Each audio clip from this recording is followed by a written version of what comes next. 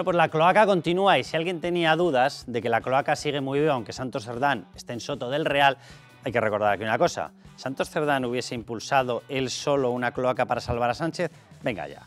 Evidentemente recibió la orden de Sánchez y como Sánchez sigue fuera, la cloaca sigue viva. Pero les decía que la cloaca sigue muy viva. ¿Saben lo que acabamos de descubrir? Bueno, pues que ¿se acuerdan de la famosa fotografía de Núñez Feijóo, que si estaba con un contrabandista? Bien, esa fotografía era de este señor cuando era mucho más joven, Marcial Dorado. Bien, pues va y resulta que el Partido Socialista, y lo ha denunciado él, habría pagado literalmente, o perdón, habría intentado pagar, porque él no les cogió el dinero, habría intentado pagar a Dorado para que Dorado soltara una bomba antes de las generales y anulara a Alberto Núñez Feijóo. Antes de que vayamos con las declaraciones, que las vamos a ir escuchando una tras otra, déjenme que les recuerde una cuestión. Bien, Marcial Dorado era una persona que en determinado momento, efectivamente, debió tener relación, amistad, cada uno que lo llame como quiera, con Alberto Núñez Feijóo. En aquella época que se han mezclado los tiempos de forma intencionada, o mejor dicho, malintencionada, este señor debía ser, yo no lo sé, pero vamos, por las informaciones que han salido, debía ser traficante de cajetillas de tabaco. Esperen, en la España de la corrupción, esperen que me asombro. Contrabandista, repito, de cajetillas de tabaco. No lo disculpo, pero no pienso seguir la batuta socialista, vamos, ni hoy, ni mañana, ni otro día. Repito, contrabandista de cajetillas de tabaco, ni de droga, ni historias. Por cierto, las informaciones apuntan a que ni tan siquiera lo sabía Alberto Núñez Feijóo. Nos lo podemos creer o no creer, que me da olímpicamente lo mismo. De verdad, o sea, en la España de coloquemos a todas las prostitutas del universo en cargos públicos, en la España de los rulos de dinero en República Dominicana, en la España de regalémosle una cátedra a la mujer del presidente llamando al rector, en la cátedra de multipliquemos los rescates porque está metida Begoña Gómez. En serio, me voy a asombrar porque ha traído un Winston falso. Pues va a ser que no. Bien, bueno, esta persona resulta que rechazó ese dinero. Esta persona después debió ser traficante de otras cosas, yo no lo sé, pero el Partido Socialista acusa de eso, mezcla todos los tiempos, etc. Vamos con las declaraciones. La primera de ellas, atención, la bomba. Tuvo una oferta que se habló de una bomba. Va a salir una bomba. Pensaban que iba ya a estar con dinero, ¿eh? ¿Pero quién fue la oferta? Es una oferta... ¿Que te lleva a ti? Viene del partido contrario, sí. ¿Del Partido Socialista? Pero te ofrecían dinero para hablar. Sí. Antes de las elecciones. Hace muy bien Chema Olmo, por cierto, gran periodista en El Confidencial que ha conseguido estas declaraciones, hace muy bien en puntualizarlo para que quede claro. Le ofrecían dinero antes de unas elecciones, por lo tanto, para alterar unas elecciones democráticas. Vamos, a lo que se dedica Pedro Sánchez, ese señor que cogió en unas primarias la urna de la propia votación interna del Partido Socialista y se la llevó detrás de un biombo para llenarla de papeletas. Es que tócate las narices. Vamos con la segunda. Le di dinero al PSOE. El PSOE también llevó algún dinero ahí en la isla.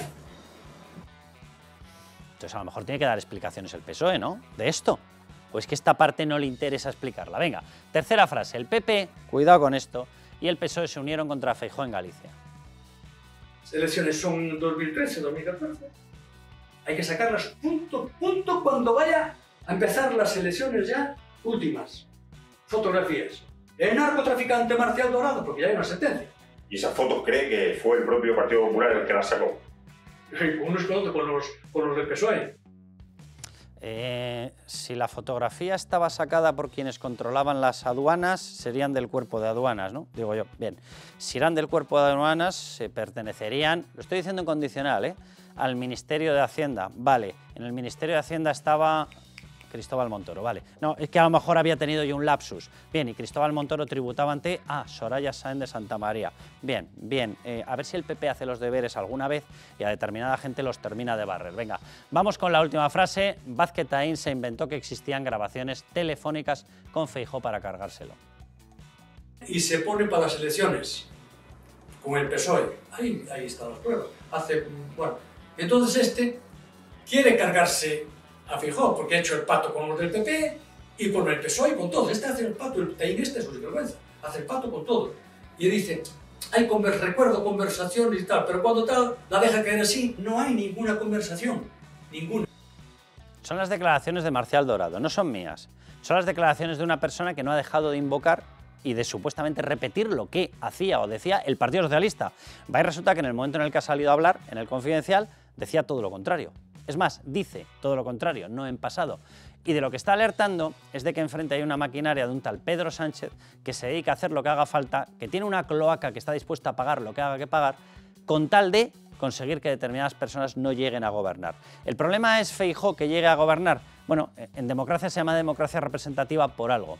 El problema es que no quieran que llegue Feijóo, es que no quieren que llegue la decisión mayoritaria de los españoles, de nosotros, de los votantes. Por eso las encuestas muestran que este señor, si hubiera elecciones en estos momentos, me refiero a Pedro Sánchez, no saldría elegido, pero vamos, ni por lo más remoto. Por eso no convoca elecciones, por eso utiliza las cloacas, para que la mayoría real, hay que recordar que él perdió las elecciones de hace 2 años, para que la mayoría real no llegue a gobernar. ¿Eso es democracia?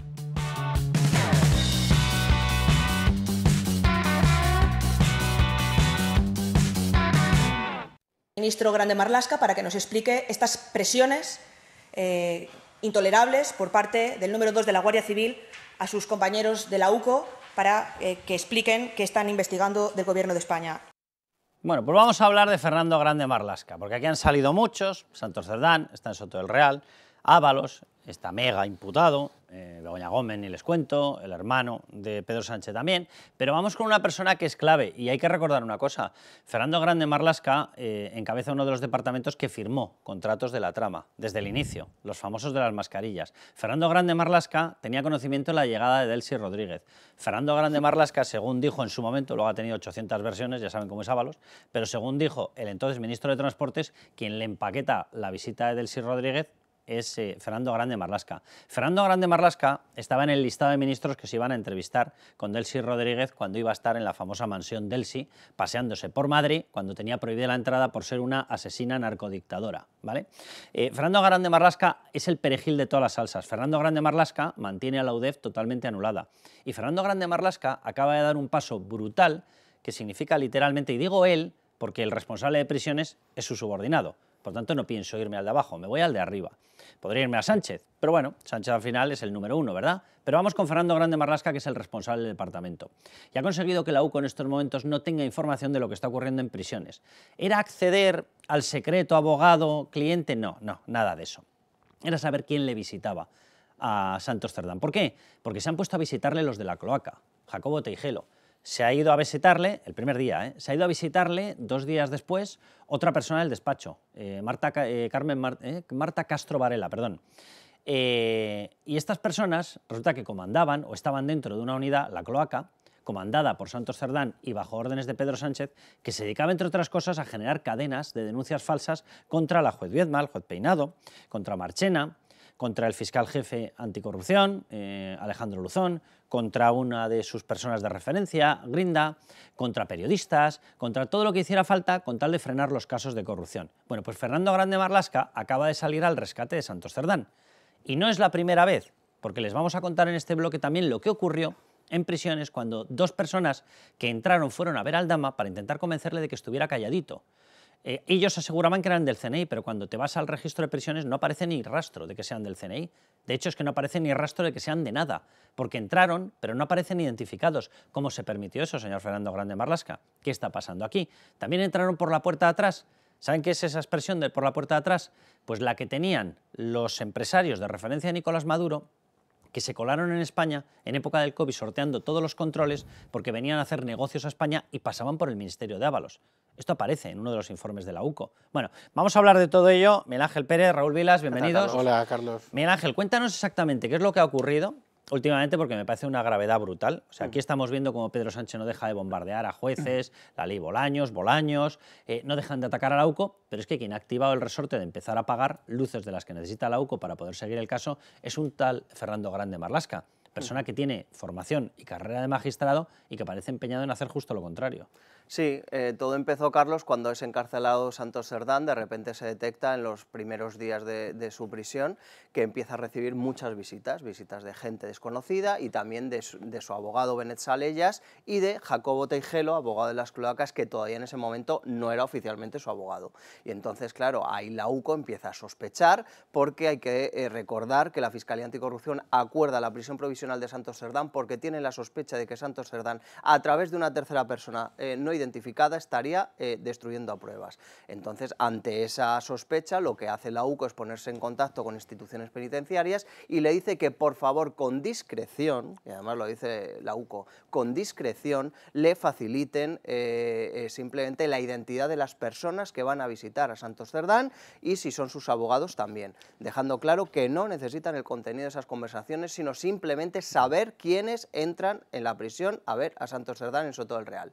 ¿Qué es lo que hace instituciones penitenciarias? Pues inicialmente empieza a dar esa información, pero debe ser que de repente hay alguien se entera y dice, pero ¿cómo estáis dando información de Santos Cerdán? Vamos a decírselo al Supremo, a ver qué hace el Supremo, que se entere de lo que nos ha pedido la UCO. Se lo mandan al Supremo y Leopoldo Puente, digamos que se pone un poco de perfil y dice, lo que sea conducente en estos casos, lo que consideren instituciones penitenciarias, con lo cual instituciones penitenciarias no tienen que considerar nada.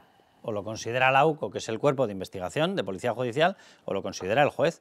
Pero instituciones penitenciarias, que son unos mandados de Fernando Grande Marlaska, vamos, no echa la persiana entera y te deja sin ver nada, pues de milagro. Efectivamente, ya se ha sucedido, efectivamente, como Leopoldo Puente, digamos que se pone de perfil, pues coge instituciones penitenciarias y corta el grifo absolutamente desde ese día y ya no hay información sobre las visitas a Santos Cerdán. Raúl, esa información no afectaba, y además lo ha puntualizado Miguel Ángel, dice, afectaba al abogado. Vamos a ver, lo que estaban mirando era ver qué ocurría, lógicamente, con Jacobo Teijelo, que no era abogado en ese momento de Santos Cerdán. ¿Qué ha ocurrido? Que lo ha incorporado a su equipo de defensa jurídica, con lo cual es evidente que le ha dado el manto protector para que no podamos saber nada. Pero bueno, oye, a partir de ese momento que no le puedes dar las conversaciones, obvio. De hecho, hubo una persona llamado Baltasar Garzón al que se le estuvo mirando porque hacía eso, ¿vale?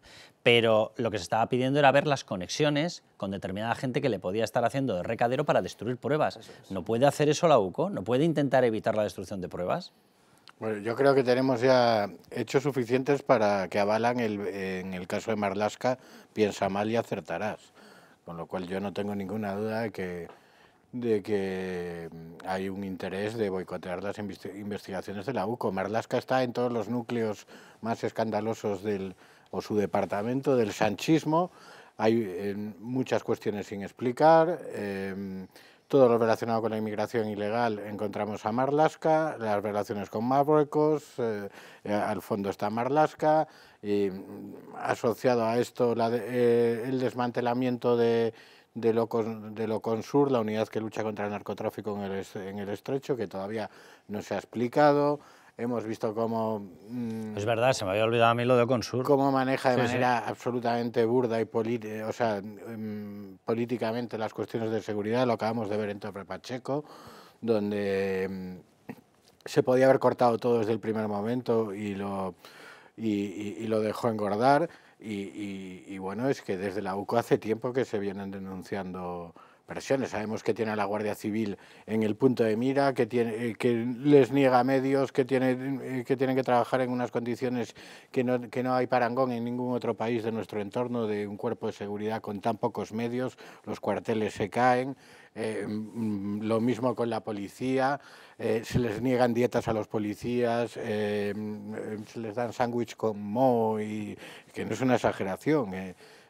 Incluso hemos visto que en Baleares ni siquiera se les pagaba el alojamiento. O sea, estoy poniendo en contexto lo que es la gestión de Marlaska para darle la verosimilitud que en mi opinión tienen cualquier sospecha de que Marlaska es un político o un ministro que está al servicio del sanchismo sin ningún tipo de escrúpulos. O sea, aquel Marlaska magistrado que entraba en el gobierno a lo que es hoy, no queda nada. Por tanto, yo me creo absolutamente de todas las denuncias de la UCO, de las presiones. Luego vamos a hablar también de lo que ocurrió con Víctor Aldama, con esa entrada de dos personas que me parece surrealista. Oye, si es equipo jurídico, se pone que es equipo jurídico. Si es policía, se pone que es policía. Pero dos personas entrando que van a verle, que le dan una zona de reservado que no es la zona reservada habitual, que consiguen hablar con Víctor Aldama, que le piden que se calle, justo cuando estaba él reflexionando y hablando con su abogado, con Choclán, sí pasaba a ser colaborador y pasaba a dar toda la información, gracias a la cual hemos descubierto infinidad de ramificaciones de los casos de corrupción que rodean a Pedro Sánchez. Y justo en ese momento aparecen dos personas, y en el libro de entrada aparece la entrada de dos personas, pero no aparece reflejado quiénes son. ¿Pero qué es esto? O sea, si de veras son servicios de inteligencia, que yo tengo mis dudas de que fueran, pero mis dudas más severas, por no decir que no me lo creo ni de coña, que fueran servicios de inteligencia actuando como servicios de inteligencia. Otra cosa es que sea alguno de los servicios de inteligencia actuando como no deberían actuar en ocasiones desde los servicios de inteligencia. Eso es otra cosa. Que pudieran presentar determinado carné, yo no lo dudo, pero que evidentemente si pidieron no pongáis que somos de los servicios de inteligencia del CNI, sería por algo, eso es obvio, eso es obvio. Y quiero recordar una cosa, que la UCO está alertada con lo que hace Santos Cerdán. A ver, es que la cloaca de Santos Cerdán tenía, por ejemplo, en su punto de mira para acabar profesionalmente, a una persona que es el teniente coronel Balas, que casualmente es el teniente coronel de la UCO que está llevando todas estas investigaciones. Es que tócate las narices. Pero bueno, vamos a escuchar cómo lo explica desde el Partido Popular Cuca Gamarra. La UCO había pedido y ha pedido a instituciones penitenciarias que con máxima discreción se le faciliten los contactos que está manteniendo Santos Cerdán desde prisión. ¿Qué es lo que ha hecho instituciones penitenciarias? El secretario general, darle máxima difusión a esta información para que la conozca aquel al que se está investigando. Este fue el primer paso. Antes de cortar toda la información, lo que hicieron fue una divulgación, se la pasaron al juez para que el juez no tuviera más remedio que dárselo a todas las partes. Al dárselo a todas las partes dieron difusión absoluta. ¿Por qué? Porque de esa manera tú jurídicamente puedes argumentar, no podemos seguir con esto. Claro, lo está conociendo todo el mundo. No, lo está conociendo todo el mundo porque vosotros habéis querido que lo conozca todo el mundo. Porque lo que os pidió la UCO fue que se lo dierais a la investigación. Claro. No que se lo dierais a la unión de cadenas de radio y televisión planetarias. Con discreción especificó la UCO. Porque el mensaje también lo recibe el propio Santos Cerdán. Evidentemente, evidentemente. Y luego además ellos sabían perfectamente que se iba a hacer público a través de las partes, con lo cual consigues una difusión máxima y encuentras la argumentación para decir, no podemos seguir así. Estamos afectando a su derecho a la defensa, que por cierto me hace mucha gracia. Afectamos al derecho a la defensa porque se ha conocido una cuestión. Hola, ¿qué tal, fiscal general? Y cuando usted divulga las conversaciones o las negociaciones entre el equipo jurídico del novio Isabel Díaz Ayuso y la Fiscalía y las divulga enteras, entonces no se afecta al derecho a la defensa. Yo es que de verdad, lo de la ley del embudo socialista es una cosa maravillosa. Pero bueno, vamos a escuchar a Víctor de Aldama y ahora les explico la otra parte de lo que está ocurriendo bajo mando, repito, de Fernando Grande Marlaska, pasando efectivamente por la Dirección de Prisiones y llegando a estos casos de corrupción. Escúchenle lo que tuvo que denunciar Aldama. Y a mí me sacan del módulo porque me dicen que han venido dos personas a verme y me meten en una sala privada con ellos para decirme que si quiero llegar a un acuerdo, que no hable, que no diga. Que no hable, que no diga. ¿Desde cuándo la Administración o una rama de la Administración o de las instituciones españolas lo que pide es que no se colabore con la justicia? ¿Desde cuándo? Bien, más de Aldama, escúchenle. Sé perfectamente que esto no es la manera de funcionar de la UCO ni de la Guardia Civil. Son mucho más limpios y son mucho más claros. Esto, pues o es CNI o no entiendo quién ha podido entrar en la cárcel y verme libremente en una sala a mí solo y decirme que si no hablo voy a tener beneficios y voy a salir muy pronto de la cárcel. Miren, yo sé que ha habido por ahí una explicación diciendo que Pedro Sánchez estaba muy enfadado con Fernando Grande Marlaska. A ver, Pedro Sánchez se puede enfadar hasta con su sombra, porque no le sigue convenientemente, ¿vale? Pero aseguraba esa versión que estaba muy enfadado con Fernando Grande Marlaska porque no había frenado a la UCO. O sea, una cosa es que no la haya conseguido frenar del todo, porque la UCO, bendito sea Dios, tiene capacidad, tiene decisión y tiene vocación de hacer el bien. Pero eso no significa que Fernando Grande Marlaska no haya hecho lo posible por frenar a la UCO. Son dos cosas muy distintas. Que tú quieras frenar a la UCO es una cosa, que la hayas conseguido frenar es otra muy distinta. Y no dejamos de ver indicios de que sí, Fernando Grande Marlaska ha hecho todo lo posible por frenar a la UCO. Y efectivamente, como estaba diciendo Aldama en esas declaraciones al programa de Iker Jiménez, Horizonte en 4, lo que estaba diciendo es de la UCO no eran. ¿Por qué? Porque la UCO lo último que va a hacer es pedirte que no hables, obviamente, si está poniendo todos los esfuerzos para que hables. ¿Por qué? Porque eso es la justicia. La justicia es que los que tienen información sobre delitos la pongan encima de la mesa judicial, de forma que se pueda juzgar a los responsables. Bueno, pues le está poniendo todas las trabas del planeta Fernando Grande Marlaska. Déjenme que les resuma lo que está ocurriendo con todo esto, ¿vale? El tema de Víctor de Aldama. Entrada de dos personas, lo acaban de escuchar, sin registro, a una semana del pacto con el fiscal anticorrupción. ¿A qué iban? Tiene toda la pinta, ¿no? A boicotear el acuerdo con el fiscal anticorrupción, de donde ha salido todo un larguísimo listado de pruebas. Bien, el libro registro recoge la entrada, pero no los identifica. ¿Perdón? ¿Pero desde cuándo se hacen así los libros registros? Han entrado dos personas. Muy bien, algo más, ¿no? Han entrado 2 personas, ¿qué? Habrán entrado por algo, para algo, con alguna identificación, ¿quiénes son? Y si hay que investigarlo, ¿cómo se investiga esto? De ninguna manera, ¿verdad? Claro, bien. Aldama afirma que le pidieron callarse y se presentaron como CNI sin identificarse. Hombre, si tú eres CNI te identificas, a menos que es que no estés yendo como CNI, sino que estés yendo por petición de algún otro tipo de cuestión, o porque te lo ha pedido alguien como cosa suya. Vale, Aldama denunció amenazas en prisión, esto fue después. Yo no sé si unirlo o no unirlo, simplemente les estoy diciendo los hechos. Aldama denunció amenazas en prisión, amenazas lo suficientemente graves como para temer por su vida. De hecho, temió incluso por la vida de parte de su familia fuera mientras él estaba en prisión. Bien, y Prisiones no ha dado más información. Este es el resumen de lo que está ocurriendo. Esto no es como para pedir explicaciones a Fernández Grande de Marlaska. ¿Esto es la prisión española? ¿Así funcionan en prisiones? Venga, vamos con el otro tema. Santos Cerdán, lo que ha ocurrido. Recibe 2 visitas seguidas del despacho de la cloaca, de Jacobo Teijelo. Y aquí no pasa nada. ¿Eran representantes jurídicos suyos? No, después ya lo han pasado a ser. Vale, si la cloaca llegó a estar bajo mando de Santos Cerdán y Santos Cerdán está en prisión, ¿quién les manda? Pues les manda el que estuviera por encima de Santos Cerdán, ¿no? Pues a mí se me ocurre uno, Pedro Sánchez. Bien, Cerdán incluye en su defensa el despacho de la cloaca después de esto, con lo cual les da protección para que puedan ir más veces y estén protegidos por el secreto cliente-abogado. Vale. La UCO pide información de las entradas a prisión, Prisiones avisa de la petición al juez para que lo divulgue masivamente y Prisiones suspende la información pedida por la UCO. Resultado de toda la maniobra, la UCO está teniendo que realizar esta investigación con un ojo tapado. De esto estamos hablando. Nada más y nada menos. Es que hay cosas rarísimas. ¿Cómo es posible que figure una visita en un libro de registros anónima? Es que, o no está, quiero decir, ya el CNI, en caso de que sean el CNI, pues tiene capacidad para visitarlo sin figurar en el libro de registros o para que figure otra identidad en el libro de registros. Eso lo confirmó. Pero lo de poner en el libro de registros, ha venido alguien, pero no sabemos quién, anónimo, eso es rarísimo. Eso lo confirmó y lo hizo público Nacho Abad en el programa En Boca de Todos.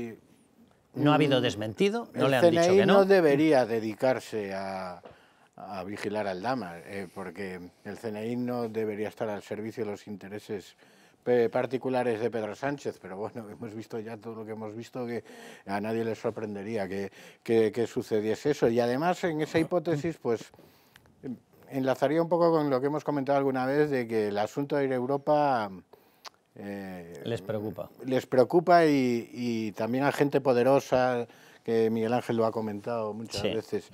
Entonces, bueno, en caso de que fuese el CNI, me parece que podrían ir por ahí los tiros. Ya. Pero claro, ¿cómo no vas a explicar que haya una visita a una prisión a una persona de la importancia de Aldama y que sea anónima?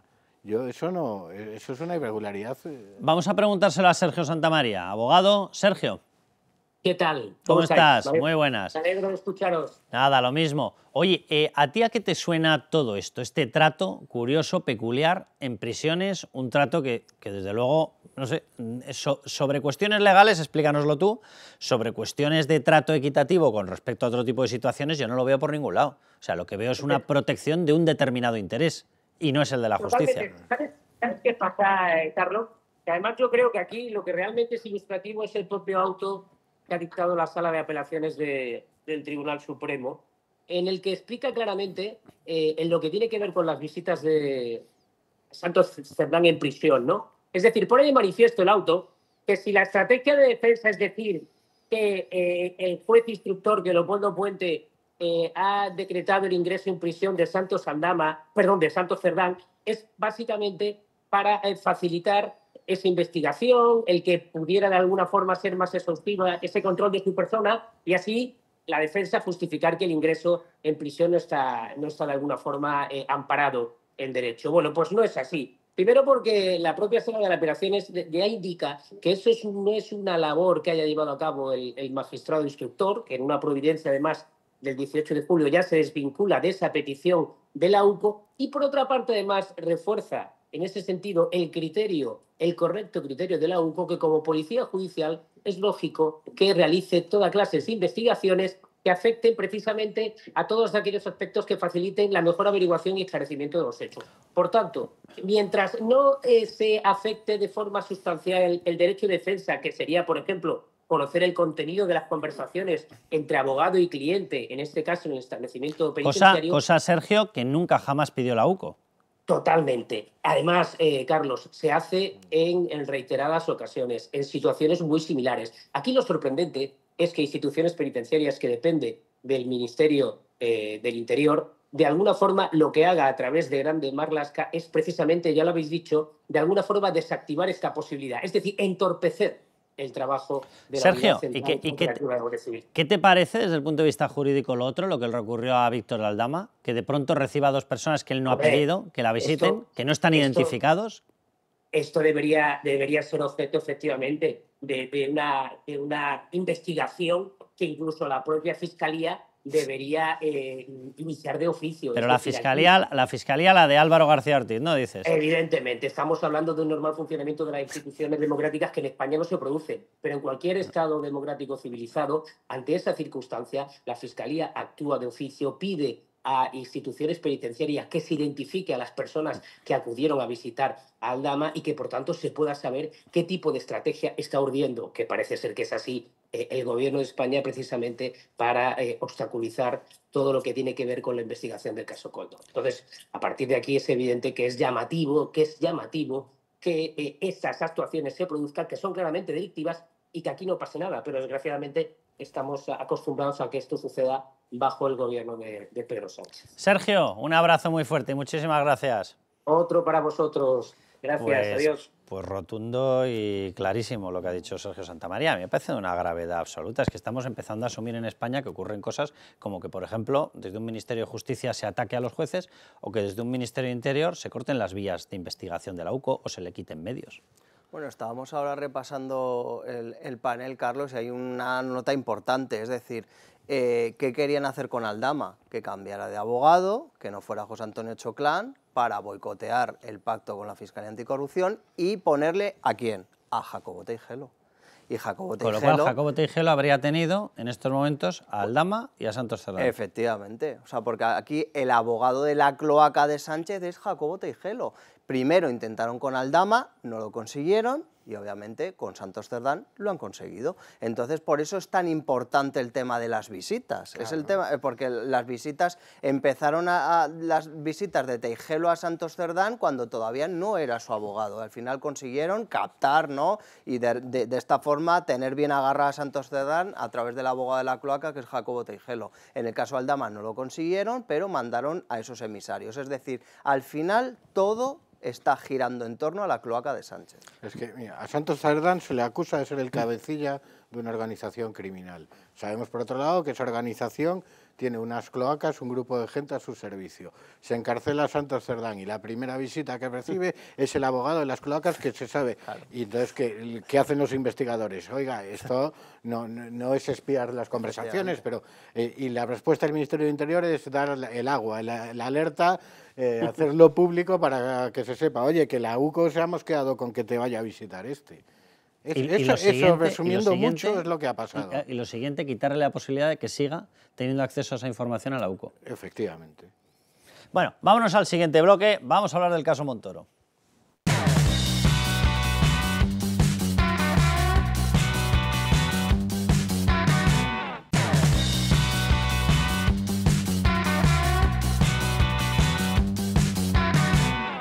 El principio de presunción de inocencia hay que aplicarlo en todos los ámbitos y, por supuesto, hay que aplicarlo frente a acusaciones de delito fiscal.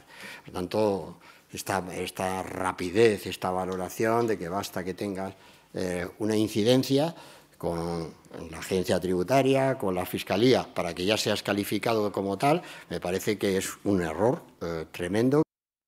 Qué gracioso. No sé si estaría pensando en él mismo o estaría pensando en cómo se carga el principio de presunción de inocencia, que se lo cargó él en las actuaciones de la agencia tributaria, que cada vez que cogen a un contribuyente, por cierto, ahora continúa y además multiplicado por 100, pero es que el autor, el del copyright, era este señor, era Cristóbal Montoro. Entonces, cuando tú recibes a la agencia tributaria, no la recibes con presunción de inocencia, no, la agencia tributaria te dice, a ver, comida de hace 4 años, que me digas con quién, y si no me demuestras tu inocencia, te meto un puro. ¿Eso también era presunción de inocencia, señor Cristóbal Montoro? ¿O es pasarnos por el arco del triunfo cualquier sistema de protección de los contribuyentes? Dios bendito. Bueno, Luis Fernando Quintero. ¿Qué tal, Carlos? ¿Cómo estás? Miguel Ángel Pérez, que continúas con nosotros. Vamos a intentar analizar qué hay en torno, en torno al caso Montoro, Cristóbal Montoro, y detrás del caso Montoro. Y digo detrás porque, vamos a ver, nosotros miramos toda la corrupción. Ahora, la miramos, y la miramos de verdad. Hombre, y tampoco se nos pasa por alto el hecho de que haya habido una investigación que lleva desde el año 18 hasta el 25, que permanecía secreta, que ahora se levanta el secreto, ahora sale, y resulta que lo primero que descubrimos es que no hay ni una sola diligencia en el último año. Y dices, entonces, ¿por qué ha permanecido secreto? ¿No se consideraba que tenía relevancia penal? Y si era así, entonces, ¿por qué se levanta ahora? Y si se levanta ahora, ¿con motivo de qué? ¿Por qué se ha levantado ahora? Porque si no hay ninguna diligencia última que hubiese podido cambiar el criterio desde el inicio del caso, ¿por qué ahora se levanta? Vamos, traducido, vamos a hablar claro. ¿Se ha levantado el secreto porque convenía políticamente a alguien? Entonces vamos a analizarlo todo, y repito, vaya por delante. Si este señor ha cometido algo, sí, esa es una frase muy manida, no, yo les digo la mía. O sea, más allá de lo que acaba ocurriendo penalmente, me parece impresentable lo que estaba pasando con Cristóbal Montoro. ¿Había determinadas influencias? Las había.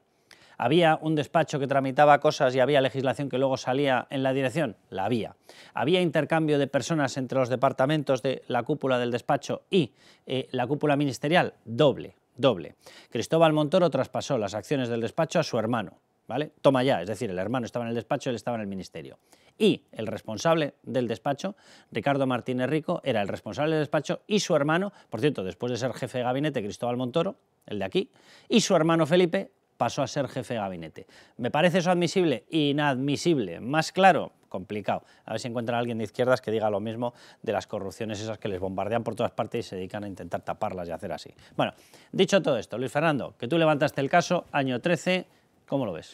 Bueno, pues lo veo, has hecho un resumen fantástico. Yo creo que si estas actuaciones terminan por demostrar finalmente delito por parte de equipo económico, tiene que caer todo el peso de la ley sobre Cristóbal Montoro y sobre esas actuaciones de las que ya teníamos sospechas en 2012-2013 y por las que empezamos a tirar del hilo y a publicar informaciones en 2013. La primera información, que yo creo la hemos recordado estos días, Carlos, era una información en la que simplemente describíamos el lobby, lo que has hecho.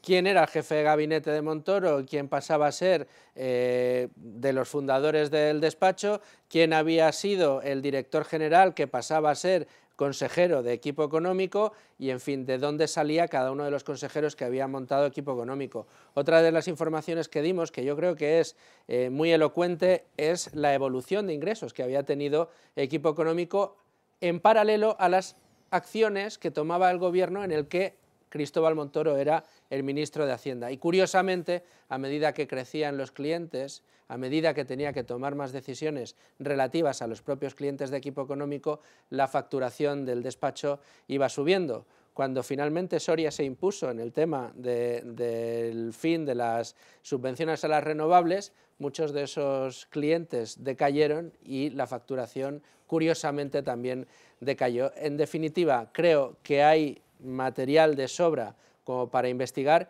pero las circunstancias que han rodeado al levantamiento del sumario, el sitio en el que se ha producido y aquellos que le investigan, ¿de quién dependen los Mossos d'Esquadra?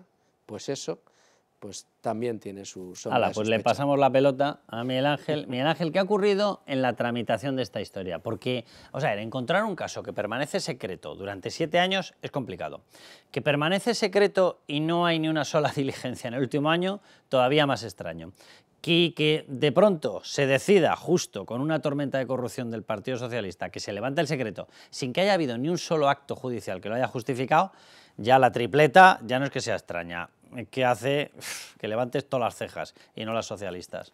Sí, la verdad es que yo hablando con muchos jueces están espantados, o sea, esa es la palabra, están espantados cómo se ha podido permitir tener una investigación, la que sea, a quien sea, da igual, 7 años bajo secreto. O sea, esto es una anomalía, esto es una barbaridad enorme, porque durante, tú puedes permanecer, dejar algo bajo secreto, pues un mes, varios meses, porque si se saben las diligencias que quieres practicar, se pueden malograr y entonces para eso está el secreto de sumario. Vamos a hacer una entrada en registro, pues no lo podemos anunciar, tiene que hacerse bajo secreto y una vez se hace la entrada se levanta el secreto. ¿Qué justifica 7 años de instrucción normal, una instrucción normal de ir pidiendo informes a los Mossos, a la UCO, no sé qué, que esté 7 años sin que lo sepan las personas que están siendo investigadas. Pues obviamente esto es una barbaridad, es una anomalía, que yo me temo que va a tener al final esta investigación las patas cortas precisamente por esto, y también... O sea, que se vaya a argumentar violación del principio de defensa. Efectivamente, totalmente, y que se pueda anular el caso precisamente por este, no te voy a decir error, o sea, es una anomalía que no se entiende directamente. O sea, déjame que escuchemos a Pedro Sánchez, porque yo cuando escuché esta frase, y luego hago un comentario sobre las fechas, porque recuerden lo de los 7 años, a ver si encuentran un paralelismo con otra cosa que ha durado 7 años por ahora.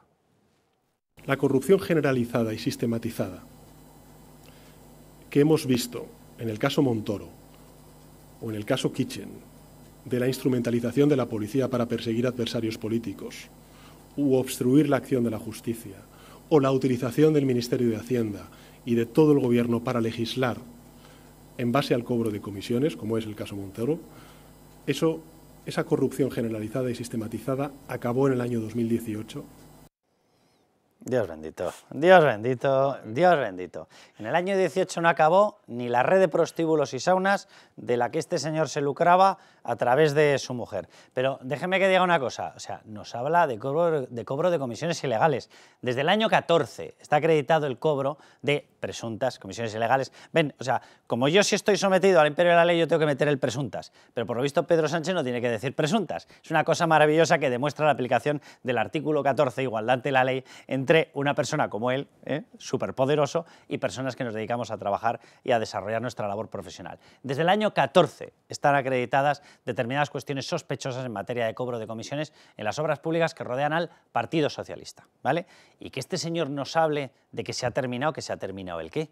Que se ha terminado el qué Tramacoldo, que se ha terminado el qué rescate, que se ha terminado el qué mordidas, que se ha terminado el qué obras públicas, que se ha terminado el qué cátedras. Dios bendito. Bueno, vamos con los datos, 2 pantallazos muy rápidos, lo que aparece resumido en ese sumario que hemos descubierto que llevaba 7 años secreto.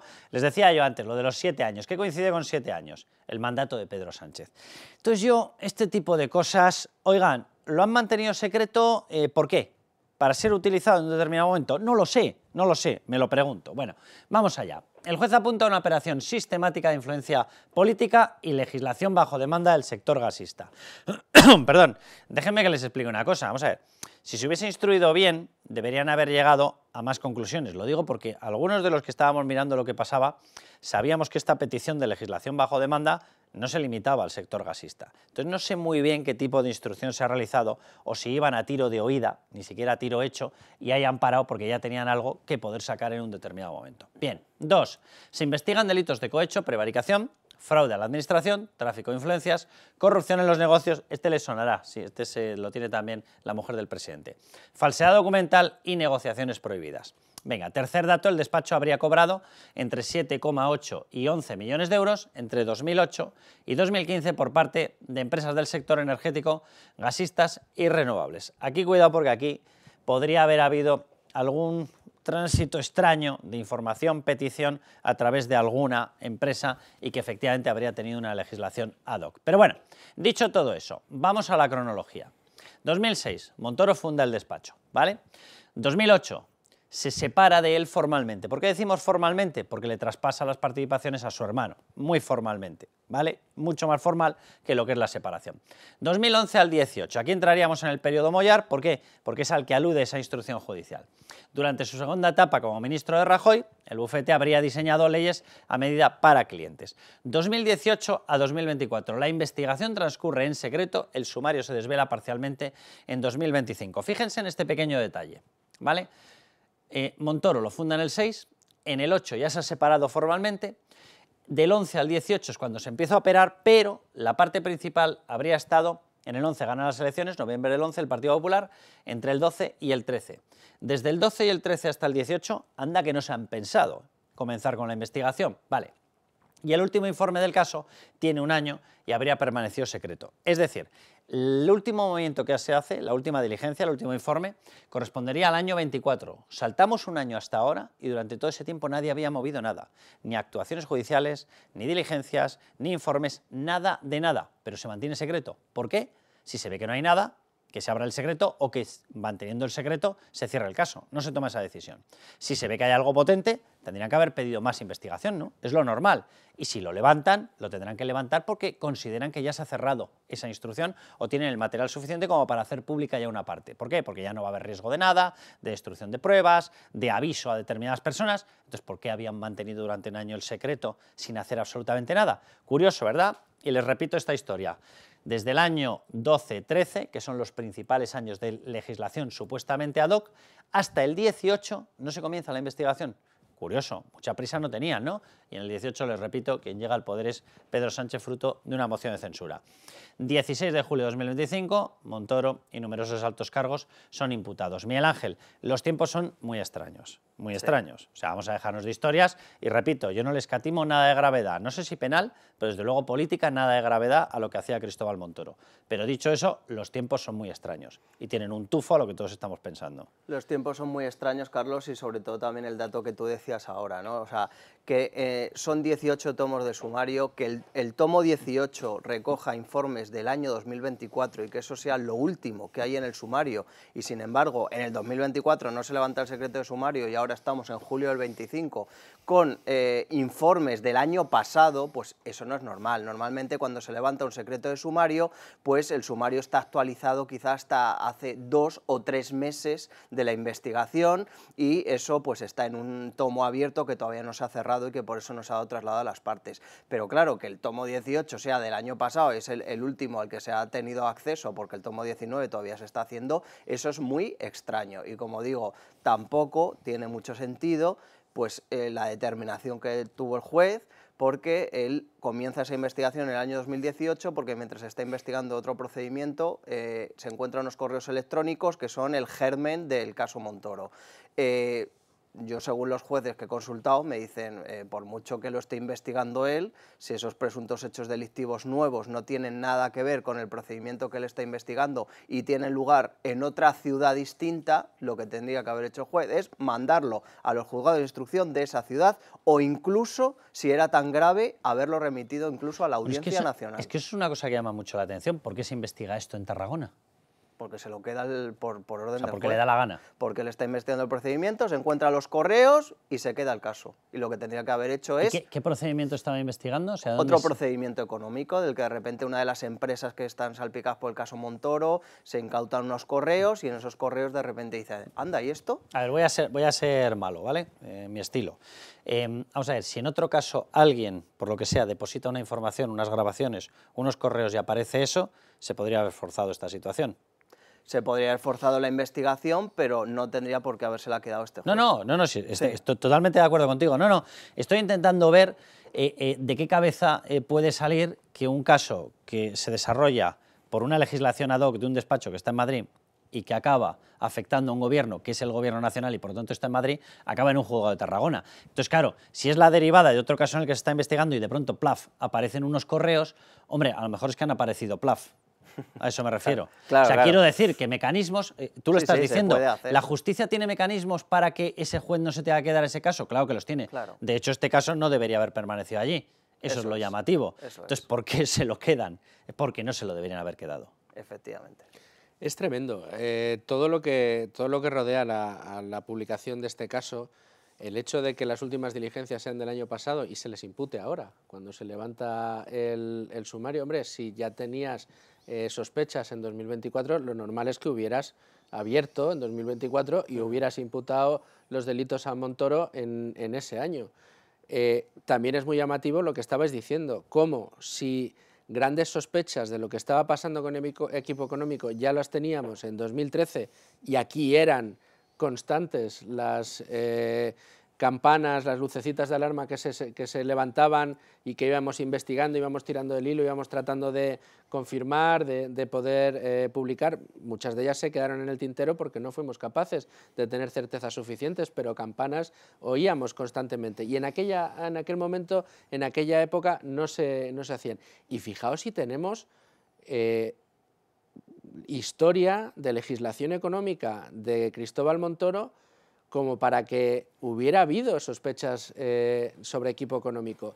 Es que Cristóbal Montoro puso en marcha una amnistía fiscal donde, pues, yo creo que es lícito pensar que, viendo las sospechas que hay sobre equipo económico, yo creo que más de uno contribuyente con negocios en el extranjero, algunos de esos pececitos que decía Montoro que hay que ponerles un cebo para que vengan, porque si no los pececitos se van a otro lugar, pues le haya dicho, oiga usted, si usted quiere regularizar su situación, pues quizá el mejor despacho que puede usted coger para que le asesore sea equipo económico. La persecución a la que sometió Cristóbal Montoro a los contribuyentes en el ejercicio de sus responsabilidades como ministro de Hacienda también podía invitar a más de un requerido a alguna empresa a la que le hubieran abierto una paralela o una investigación fiscal. Yo creo que también recibiría más de una de estas empresas el consejo de acude a equipo económico, que en equipo económico, como tienen relación con el ministro, es más fácil que tengas un trato más favorable para que digo que se me ocurre.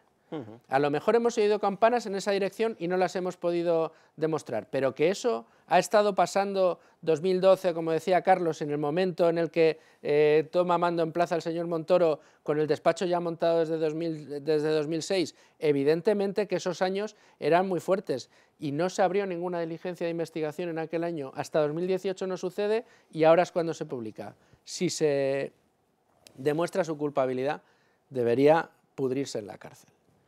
Pero, desde luego, todo lo que rodea a la puesta en marcha, a la publicación, al teatro que ahora estamos viendo, llama muchísimo la atención. A ver, Bolaños, por si había alguna duda, que estaban esperando algo a lo que poder agarrarse en materia de corrupción, aquí lo tienen. Respecto al caso Montoro, dejemos trabajar a los tribunales. Es unos hechos presuntamente muy graves, pero la investigación judicial tiene que avanzar y tiene que ser la justicia quien determine cuáles son los hechos y cuál es la gravedad y los posibles delitos que se hayan cometido en relación con esos hechos. Pues nada, ahí lo tienen.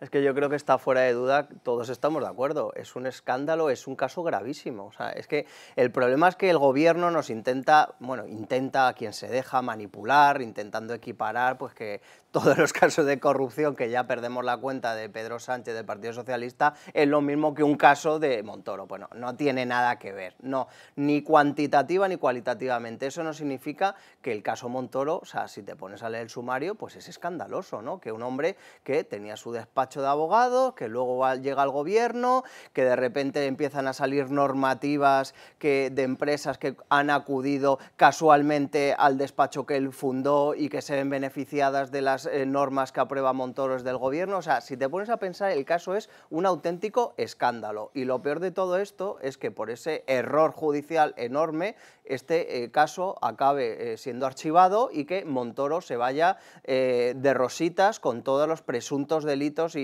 irregularidades que pone en manifiesto el propio sumario. Bueno, pues vamos a preguntárselo a Luis María Pardo, que ya se han personado, que están también como acusación popular. Luis María, ¿cómo estás? Hola, Carlos, encantado de estar aquí con vosotros. Que habéis entrado ya también en esta historia, en el caso Montoro.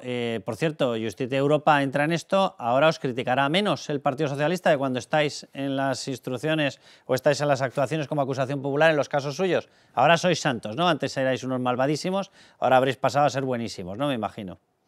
No lo creo, pero bueno, tengamos esa confianza. Porque he estado escuchando atentamente y la verdad es que todas las reflexiones es que nos quitaría una coma. La única duda que a mí me viene es si todavía en el procedimiento, por la secuencia temporal de la que estamos hablando, casi un año, pudiera haber otra pieza secreta dentro del mismo procedimiento. Es una duda que me ha surgido. Que hayan dejado una parte secreta, ¿ok, Luis María?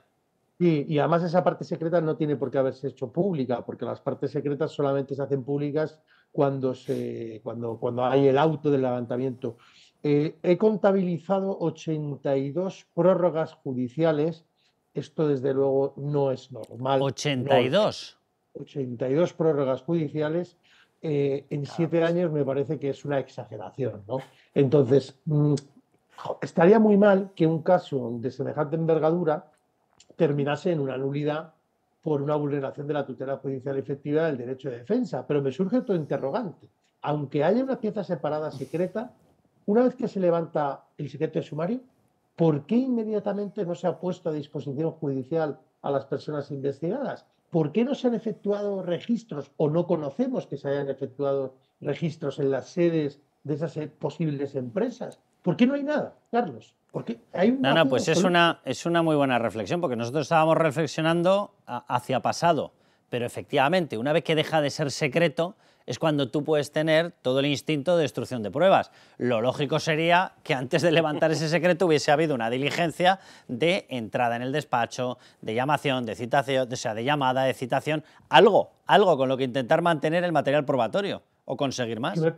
Claro, me parece que además es oportuno y racional que cuando un secreto, además de esta envergadura, que estamos hablando de 82 pruebas, 7 años, se levante una vez que se haya procedido a la detención o a los registros de las múltiples sedes de las personas jurídicas que se hayan investigadas y de las personas físicas. Creo que hay casi 30 y tantas personas y luego hay 6 empresas. Pero es que no se ha hecho nada. Entonces, la verdad es que sorprende mucho este caso y también sorprende que el Partido Socialista lo esté intentando equiparar a toda la cloaca que tiene respecto de los casos de corrupción, porque para mí no se puede equiparar, estamos en casos diferentes y sobre todo los casos de instrucción del Partido Socialista se están destruyendo, yo creo que de manera bastante rápida. En cambio, este caso, pues desde hace 8 años, estaba ahí y no sabemos ni por qué. No, y luego lo que dices es totalmente cierto, o sea, escuchar a Bolaños, que acaba de librarse de una imputación porque el balón ha pegado en la escuadra y ha salido un poquito para allá, en fin, ¿qué quieren que les diga? Claro, yo empiezo a analizar los casos de corrupción del Partido Socialista y es que me salen 3 códigos penales enteros, o sea, desde prostitución, aparecen saunas, aparecen rulos de dinero, aparecen sistemas de blanqueo en República Dominicana, aparecen material necesario para salvar vidas que se estrangulaba y se cobraban comisiones, me refiero a mascarillas, EPIs y demás, me aparece cobro presunto de mordidas en obras públicas amañadas, es que aparece de todo, casos hidrocarburos, licencias concedidas. Dices, yo esto lo voy a comparar con un caso que lleva bajo secreto 7 años y que no ha habido ninguna actuación en el último año. Dice, pues compárelo usted porque los demás no lo vamos a hacer. Es raro, Carlos. La verdad es que si tuviéramos que hacer un análisis jurídico, es raro, es anormal, no es lógico y lo que eso va a generar son dudas a la sociedad de respecto del por qué se ha tenido durante 7 años ese caso en secreto y por qué no se han realizado investigaciones justo cuando se ha levantado el secreto. Ahora, yo sería cauto y esperaría a ver qué va a suceder, sobre todo en el mes de septiembre, con esa instrucción y sobre todo con los investigados. Y si hay una pieza secreta adicional que desconocemos. Bueno, muchísimas gracias, Luis María, un placer, como siempre. A vosotros, un saludo. Un placer y muchísimas gracias. Nos vamos a ir al siguiente bloque. Pues no sé, que sigan insistiendo, que a lo mejor a la vuelta de verano resulta que nos libramos de este señor, de Pedro Sánchez. Les explicamos las novedades.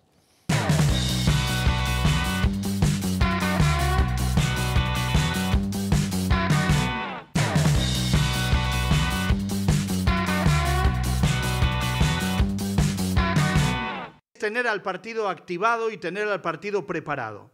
Preparados para afrontar unas elecciones generales en cualquier momento, porque es evidente que este gobierno no aguantará mucho tiempo más.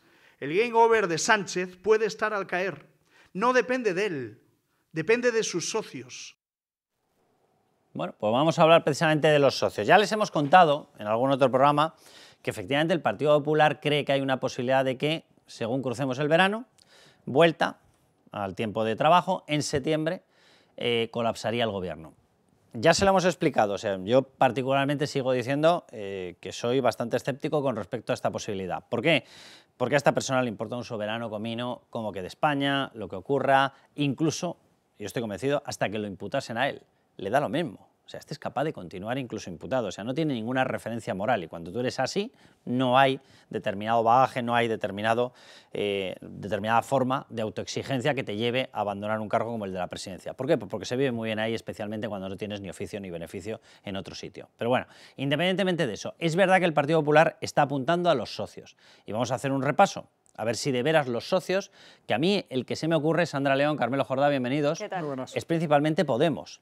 O sea, sería el único que se me ocurre que tiene un interés claro en poder apropiarse del hueco de la izquierda, bombardeando a Yolanda Díaz y dejando caer al Partido Socialista por una cuestión de corrupción inadmisible. Nosotros somos limpios, que yo me parto de la risa. O sea, yo toda esta historia, o sea, Podemos es un partido que nace con un grupo de personas que venían de recibir, y me da lo mismo lo que lo nieguen, básicamente porque yo tengo un armario aquí en Libertad Digital donde tengo guardado todo el listado íntegro, todo el inventario de todos los contratos firmados durante años, con los nombres y apellidos de todos los que intervinieron, todos, y aparece por ejemplo Pablo Iglesias, de la Fundación CEPS y con dinero procedente de Venezuela, Ecuador y creo que hay y Bolivia. Creo que son los 3 países que aparecen. Entonces a mí esta historia de que esto no se puede decir, a ver, yo lo puedo decir básicamente porque tengo todo el taco, entero, todo el taco. Bien, bueno, pues que estos hablen de ausencia de corrupción es que me parto de la risa. Ahora, dicho eso, como el juego de la política es el juego de los intereses, os lo pregunto, Carmelo, Sandra, ¿creéis que efectivamente a la vuelta de verano alguno de los socios puede tirar de la cuerdecita de acercar la silla?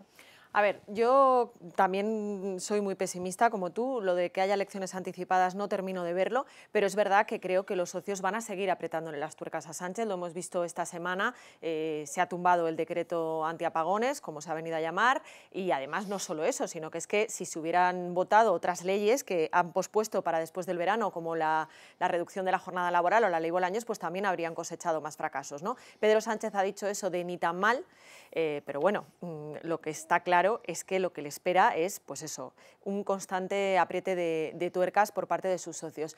Tú apuntas a Podemos. Es verdad que Podemos está en una situación delicada porque, por un lado, dices, bueno, tiene una posibilidad, ahora mismo Yolanda Díaz está, vamos, en lo último, ¿no? Puede aprovecharlo y hacerse así valer y decir, bueno, pues nosotros sí nos atrevemos a presionar hasta unas elecciones. Puede hacerlo. Ahora bien, ¿qué pasa después? Porque lo que está claro es que en esas elecciones ganaría la derecha de forma abrumadora. ¿Se va a poder permitir Podemos el ser el responsable de que eso suceda en España? Yo no tengo seguro que ellos se arriesguen a luego tener que asumir eso, ¿eh? Carmelo. Yo estoy de acuerdo con Sandra. Podemos no va a dar ese paso, digamos, de una forma explícita. Sí que podría favorecer, y de hecho lo que ha ocurrido con el decreto de los apagones es un poco eso, ya vota en contra del gobierno y si eso se convierte en algo sistemático, al final el gobierno no puede aprobar nada. Sí, pero ¿os acordáis de la frase de Pedro Sánchez después de eso, no? Hemos presentado 7 iniciativas legislativas y hemos aprobado 6, ni tan mal. Sí, no, claro, las otras eran el movimiento de chapas, poner una tuerca en una puerta, vale, pero a él le importa un soberano comino. No, está claro que a él le importa muy poco. Yo creo que todo lo que ocurra va a depender de los informes de la UCO. A mí me parece que según, digamos, hemos visto que realmente las sospechas y las certezas, no sospechas, ya certezas de corrupción en torno a Sánchez eran enormes, pero hasta el informe de la UCO sobre Santos Cerdán, esto no ha tenido un efecto político demoledor, por decirlo así, no ha tenido un efecto en las encuestas, efectivamente, como el que ha tenido ahí. Entonces, a mí me parece que la situación va a evolucionar a golpe de informe de la UCO. Según sean los próximos informes, según impliquen más a pues eso, los políticos de los que se habla, Ángel Víctor Torres... Armengol va a aparecer, Ángel Víctor Torres va a aparecer. Entonces, según... Begoña Gómez en uno relacionado, porque la ha pedido Peinado, en uno relacionado con el tema de Europa, va a aparecer. Esos seguros. Falta por llegar también uno adicional, ya con todo el chequeo y con toda la investigación patrimonial de Santos Cerdán. Que cuidado con ese, cuidado con ese. Yo no sé si va a haber uno separado sobre el tema de Noran. Y si ustedes dicen ahora qué es Noran, Noran es una especie de apéndice añadido, una cooperativa inmobiliaria que tenía Servinavar, a que Servinavar sí que les suena. Vale, pues Servinavar tenía una especie de postre donde acababa el dinero. Y donde acababa el dinero es Noran. ¿Qué es Noran? Una cooperativa. ¿Por qué una cooperativa? La cooperativa tiene muchas menos exigencias de transparencia a efectos de dar información al registro mercantil y demás que lo que tiene una sociedad. Y eso huele que espanta. ¿Y aquí quién estaba? Anchón Alonso. Y estaba un tal Koldo García Izaguirre, que, oh qué casualidad, Koldo García Izaguirre es el mismo que tenía bajo su control la red de blanqueo de dinero en República Dominicana. Entonces, cuidado porque por ahí hay de todo. Claro, lo que pasa es que todo eso... Bueno, perdón, si me dejas un segundo acabar. Por otra parte, hay que tener en cuenta que ni Podemos ni ninguno de los socios pueden como tal convocar elecciones. Elecciones las convoca Pedro Sánchez. Y a mí se me ocurre que sí que puede haber, no tanto con Podemos, pero sí con otros socios, que sí que podría haber... No sé si eso podría funcionar, pero según el nivel de estos informes de los que hablamos, un intento de hacer algo que no fuese convocar elecciones, pero que sí fuese la salida de Sánchez. ¿Una cuestión de confianza? No. La opción intermedia que le daba al PNV, supongo que vas por ahí. Claro. Hace unas semanas, en el pleno en el que Pedro Sánchez tuvo que dar explicaciones sobre los casos de corrupción, el PNV le dijo, tiene usted 3 opciones. La primera es someterse a una cuestión de confianza, la tercera sería convocar elecciones, pero hay una opción intermedia, que es que no disuelva las Cortes, pero cambie de candidato. Entiendo que es por ahí por lo que ¿Cambie de decías, candidato o cambie de presidente? Cambie de presidente. Cambio de presidente, que Pedro Sánchez dimita, pongan ahí, A ver, no PNV es muy no de sé a eso. quién, Claro. y eso, lo cierto es que obviamente a Pedro Sánchez no le interesa, pero al PSOE sí que le podría interesar porque podría dar tiempo a tener unas elecciones más adelante con otro candidato y a lo mejor... Sí, pero Pedro Sánchez, que es un ególatra absoluto, Sí, pero yo tengo una teoría sobre eso. que está convencido de que es el becerro de oro, que tiene todo el partido sometido. O sea, alguien le insinúa, oye, estamos pensando que por el bien de todos los demás, pero no el tuyo, te vas a ir a tu casa, ¿vale? Sí. Que antes eras profesor asociado Sí, en la se lo Camilo dices. José Cela, y ahí ya si eso te pagas tú el Falcon. Pero Puede ¿y si pegar le- un rebuzno. Y si le dices o te vas tú o la semana que viene voto la moción de censura de Feijóo... Ya, pero si eso es lo que debería hacer PNV, porque a mí me hace mucha gracia PNV. Yo no digo que vaya a pasar. No, yo no, digo que me PNV, parece- eso literalmente es lo que le hizo en la moción de censura mayo-junio a Mariano Rajoy en 2018. De hecho, se hablaba y se vio a Soraya Sáenz Santa María moviéndose por el hemiciclo, que parecía un Pac-Man, pim, pim, pim, pim, pim, yendo de sitio en sitio, buscando a Aitor Esteban. ¿Qué estaban negociando? El ponerla a ella. Eso PNV con la derecha se atreve. Ahora, ¿PNV se atreve con la izquierda cuando el gobierno del País Vasco depende del Partido Socialista? Pero es que se pueden ir con Bildu en el País Vasco. PNV no se quiere ir con Bildu. No, que querer no quieren, pero... No, porque se lo termina de comer Bildu. O sea, se lo va a terminar de comer, ¿eh? O sea, es cuestión de que van primer plato, segundo plato y postre. Entonces, ¿PNV se cree que van por el primer plato? No, ya van por el segundo plato. Pero como haga eso, se pasan al postre Pero directamente. respecto a lo que decíais de que Pedro Sánchez es un ególatra y demás, coincido plenamente, pero hay una posibilidad. A Sánchez le encantan las cosas épicas porque le han acompañado a lo largo de toda su vida y es el hombre que tiene 7 vidas. Entonces, tal vez él, en una situación en la que se vea acorralado, puede pensar, bueno, me aparto momentáneamente, aquí hay otro presidente para que esto se calme y cuando yo encuentre mi momento puedo volver a resurgir igual que hice en las primarias. Te va a responder Pedro Sánchez, atención. Lo he dicho en reiteradas ocasiones, las elecciones son cada 4 años, así ha sido y así seguirá siendo. Y no vamos a romper la estabilidad de un gran país como es España para ponerlos en manos de la peor oposición que ha tenido la historia democrática de nuestro país, en manos del señor Feijóo y del señor Abascal. Claro, pero Que eso... no. Él ha adelantado elecciones 2 veces. Sí. Que A no ver, una, sino que 2 este veces. señor es Es que imprevisible es un hecho, pero aquí lo que está negando la posibilidad es de que haya elecciones. Por eso digo que existe esa otra vía intermedia, que es la de yo me aparto como presidente, pero no disuelvo las Cortes. Que no digo que sea lo que vaya a ocurrir, pero teniendo en cuenta que todo es imprevisible, a lo mejor esa es una vía y él puede prepararse para luego resurgir en un momento posterior. Espera, que te vuelve a responder Pedro Sánchez. Vamos allá. En los primeros momentos de esta crisis me pareció hasta incluso la solución más sencilla, para mí y para mi familia. Pero después de reflexionar y de escuchar a mucha gente, comprendí que tirar la toalla no es nunca una opción. Lo mío es más llevármela.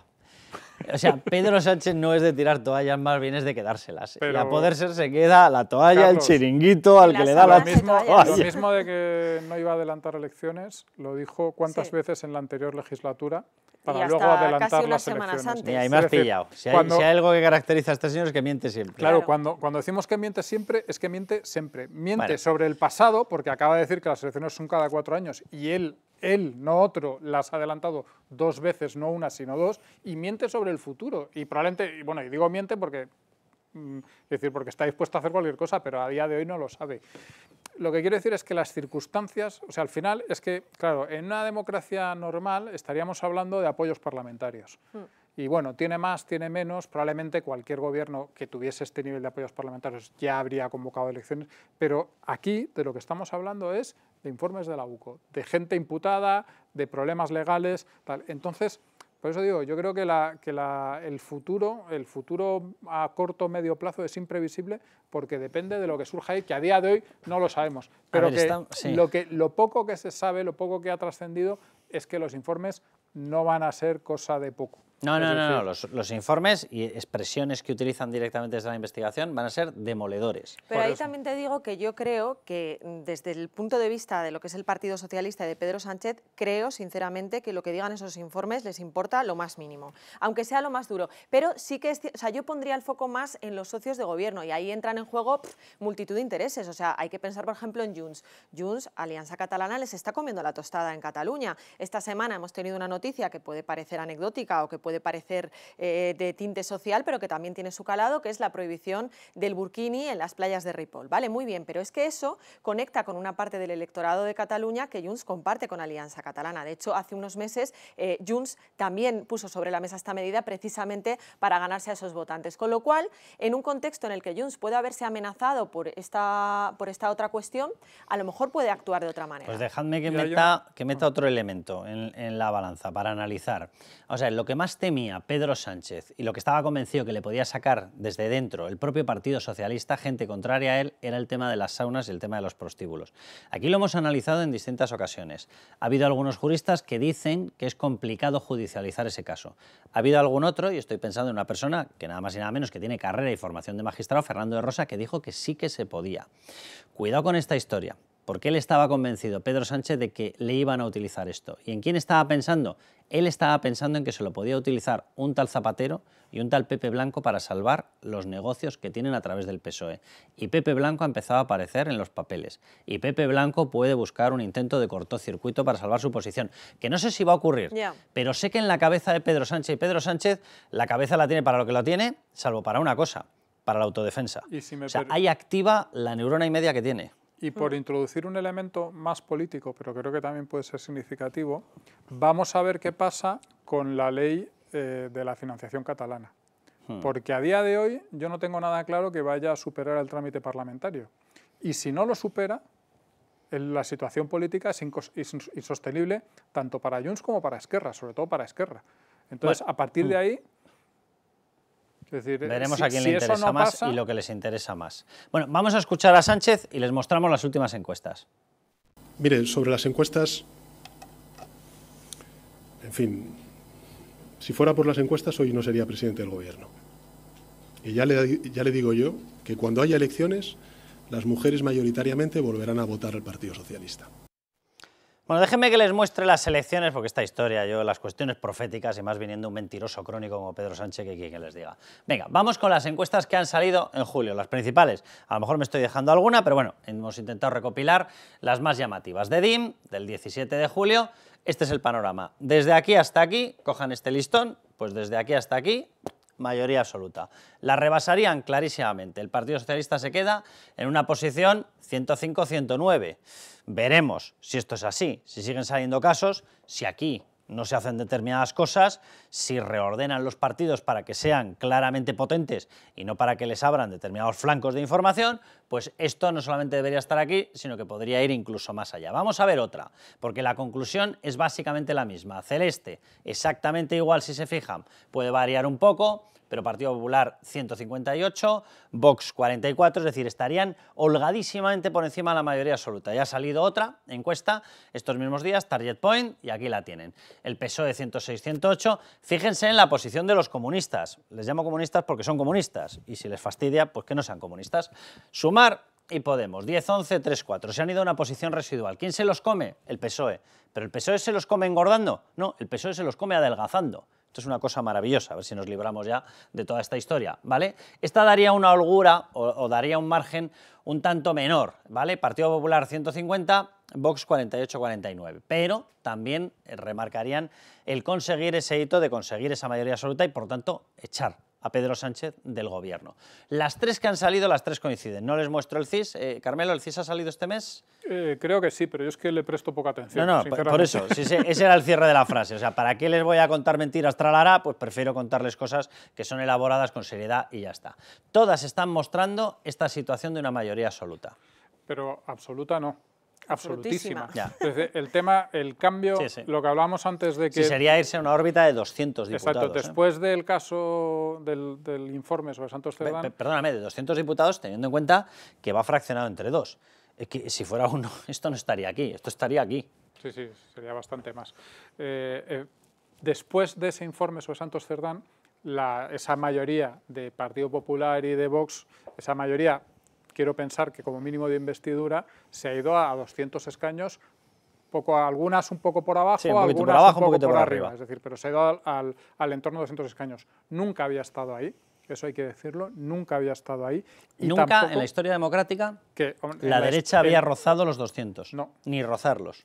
Que yo recuerde, no hay ningún caso en el que se vea... En encuestas, me refiero. Sí, que yo recuerde no hay ningún caso porque nunca ha habido dos partidos que tengan al mismo tiempo tanta fuerza. Es decir, no puede que me equivoque, pero me parece que no, que nunca ha estado así.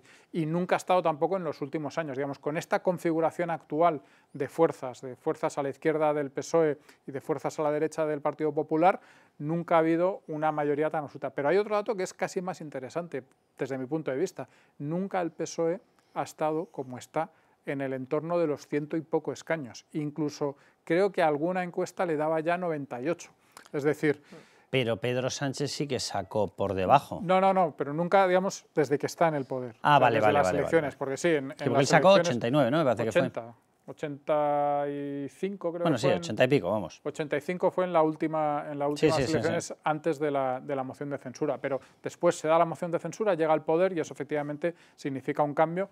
Podemos empieza a desaparecer y el PSOE, y en los últimos años, desde antes incluso que las elecciones de 2023, el PSOE estaba en el entorno de los 120 escaños y ahora está en el entorno de los 100 y pocos. Y ese cambio, que parece muy poco, no hay una diferencia tan grande, en realidad significa la rotura de un suelo que parecía irrompible. El suelo en torno al 27-28% de voto, de intención de voto, que parecía que eso no había forma de que el PSOE estuviese por debajo de ahí. Bueno, pues ya está por debajo de ahí y insistimos, el asunto no es que ahora esté por debajo de ahí, el asunto es que en los próximos meses a mí me parece que va a haber muy pocas posibilidades de que remonten, porque la actualidad va a estar completamente en su contra.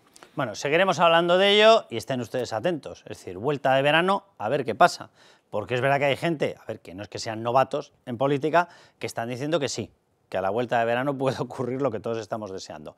Yo repito, mi escepticismo, a esta persona lo veo como una lapa agarrado a la roca, pero vamos, por todas partes, y por desgracia, pues nuestro sistema institucional no previó este tipo de situaciones, no las previó.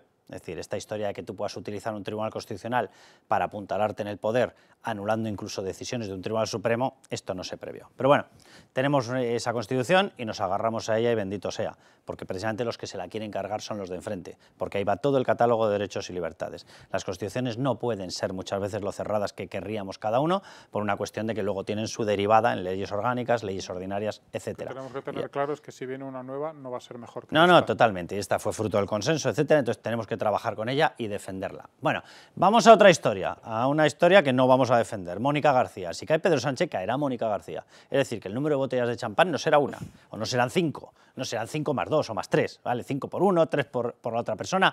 Mónica García, esta persona que en vez de trabajar por el sistema sanitario, está trabajando por conseguir un sillón que le permita estar durante toda la vida viviendo de organismos internacionales, en esta ocasión de la OMS, de la Organización Mundial de la Salud. En eso está trabajando. Bueno, pues a ver si se va pronto, ¿vale? No lo digo por la OMS, lo digo por nosotros. ¿Por qué Mónica García debería fijarse en el modelo de gestión sanitaria de la Comunidad de Madrid, que es el que no deja de bombardear, en vez de estar haciendo lo que está haciendo, que es aplicar unos criterios totalmente ideológicos sectarios? Venga, vamos a pruebas.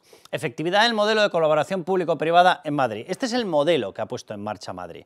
Este es el modelo que está haciendo que tengamos, con inversión privada, hospitales que son hospitales públicos. Dicen ellos, se han privatizado. Ustedes no saben lo que es una privatización. O sea, punto 1. Y punto 2, o sea, no están privatizados. Lo que se han metido son criterios de eficiencia privada y gestión privada en centros que operan como centros públicos. ¿Y está funcionando? Hombre, a la vista está. Las listas de espera muchísimo más rápidas que en la media y de las mejores de toda España. Vamos allá, rapidez y eficiencia. Madrid mantiene los tiempos de espera quirúrgica más bajos de toda España. Toma ya. Entonces, ¿por qué bombardeas ese modelo? Mónica García, por sectarismo. Vale.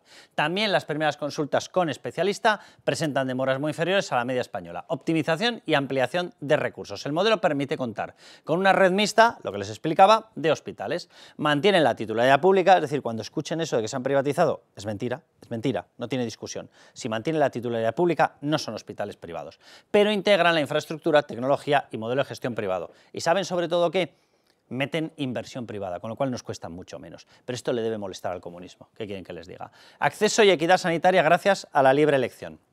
Agiliza la atención, reduce tiempos de espera, lo que les estábamos contando, y mejora la distribución de la demanda y genera una mayor satisfacción en los pacientes. Esto está totalmente acreditado, con encuestas, a pie de hospital, le da lo mismo a Mónica García, ya, lo entendemos. Sostenibilidad y control, sistema fiscalizado donde cada euro invertido está auditado y justificado, con un modelo que contribuye a la sostenibilidad financiera de la sanidad. Esto, por lo visto, también les debe molestar. No me pregunten por qué, pero yo prefiero tener una mejor sanidad con menos dinero que una peor sanidad tirando el dinero. A ellos, por lo visto, no. Será que alguno por el camino se lleva una parte. Impacto del exceso de carga ideológica en la gestión de Mónica García. Atención, oposición sistémica a modelos mixtos. ¿Por qué? Pues porque no encaja con su modelo político, con el comunismo. Impide experimentar y adaptar soluciones exitosas aplicadas en regiones como Madrid desde una postura estrictamente doctrinal. Bloqueo de consenso ante reformas relevantes, como ejemplo, como la Agencia Estatal de Salud Pública o la Ley de Medicamento, afectando al avance legislativo y tecnológico. ¿Le importa? Le importa un soberano comino. Activismo antiempresa, que nos lo expliquen, de verdad. Las empresas, en los modelos económicos, son las que generan empleo.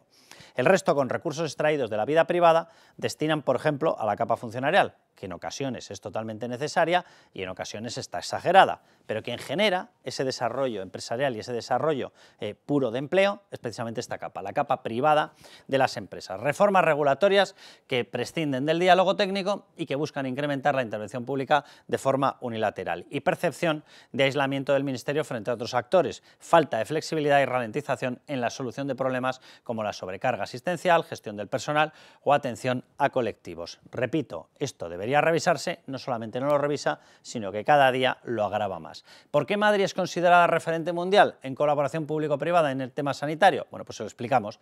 Hospitales reconocidos en rankings globales, atención a este dato, 7 hospitales públicos madrileños están entre los 250 mejores del mundo. ¿Alguna otra comunidad autónoma puede decir eso? Se lo respondo muy rápido, no. Bien, eficiencia en gestión y resultados. Los hospitales de Madrid de gestión mixta son más eficientes en la coordinación de la atención a enfermos crónicos y en la rapidez de respuesta quirúrgica, y para consultas con el especialista con tiempos de espera muy inferiores. Innovación y ecosistema abierto a la validación internacional, polo de atracción de colaboraciones con instituciones líderes internacionales y capacidad para fomentar más innovación. Redes globales, transparencia tecnológica y hub de innovación. Vamos, en resumen, desarrollo. Se llama desarrollo, optimización. Bien, modelo replicado y caso de estudio internacional, citado en publicaciones de organismos internacionales como el Banco Mundial. Repito, ¿le importa algo esto a Mónica García? No le importa absolutamente nada. Este es el resumen. Este es el resumen de lo que está ocurriendo en Madrid. Y la gran pregunta es ¿por qué Mónica García se empeña en intentar bombardear este modelo? Pues no sé, que nos lo explique ella, la verdad.